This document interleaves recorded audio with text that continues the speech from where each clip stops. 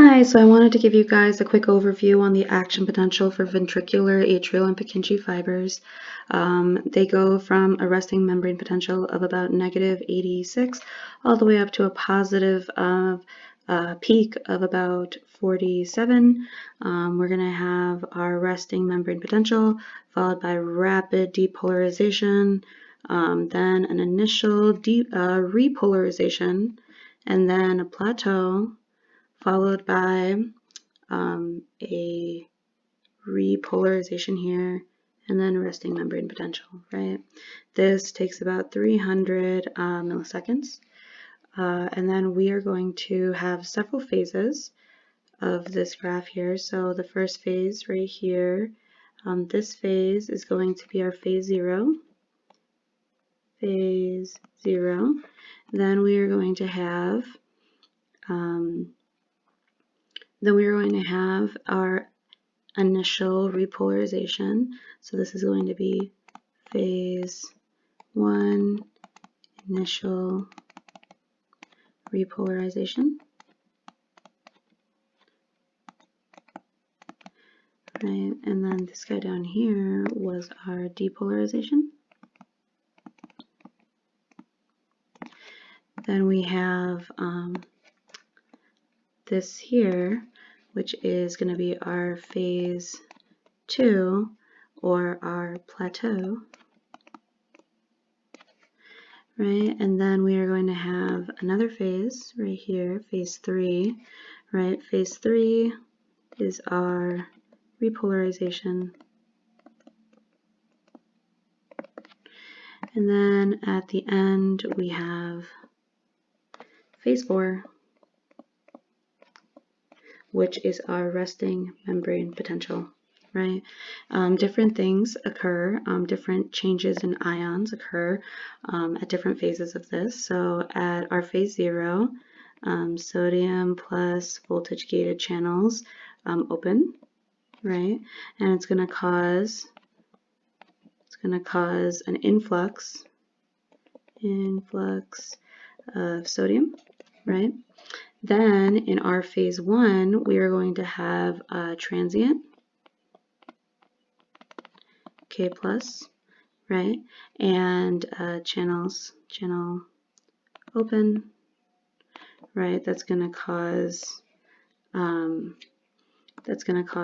actually efflux of our potassium, right? So efflux of K+, right? Then during our phase 2, we are going to have our delayed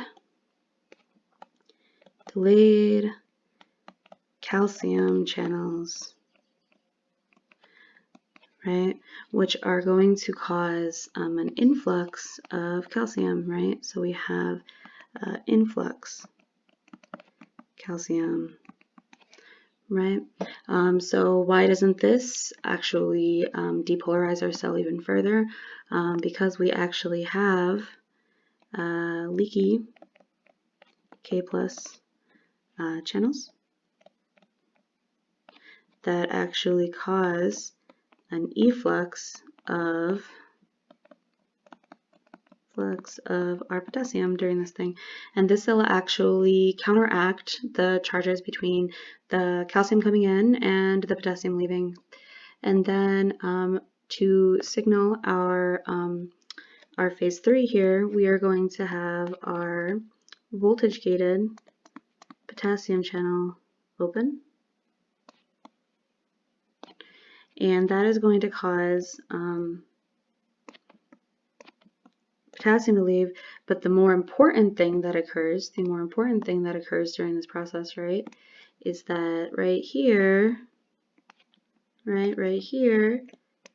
calcium channel closes, right? So there's no more calcium coming in, so there's no increase in the positive inside the cell, but there's a whole bunch of potassium leaving. And so while that potassium is leaving and the calcium is not coming in, right, so we have K+ influx, or efflux, right? So a whole bunch of potassium is leaving. We're going to have that repolarization occur, right? And then we're going to have that channel close here, right? So K plus voltage gate close here, and then our membrane potential is going to be maintained by our sodium calcium channel, and also we have a persistent efflux of our K plus leaky channels. So that is all the things that happen during this process.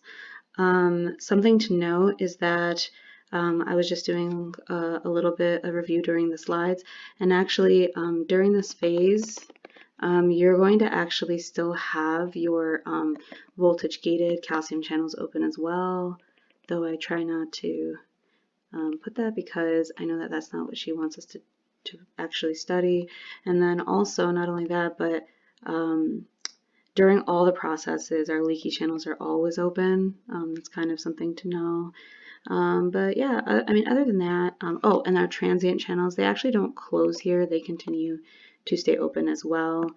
So you actually have 3 different forms of potassium channels that leave the cell here, but that's not important. The most important thing to know are the leaky channels and the calcium channels that are responsible for the plateau. So potassium's leaving, calcium's coming in, that's causing the plateau. What's causing the depolarization? Sodium. Sodium rushes in really fast, super steep.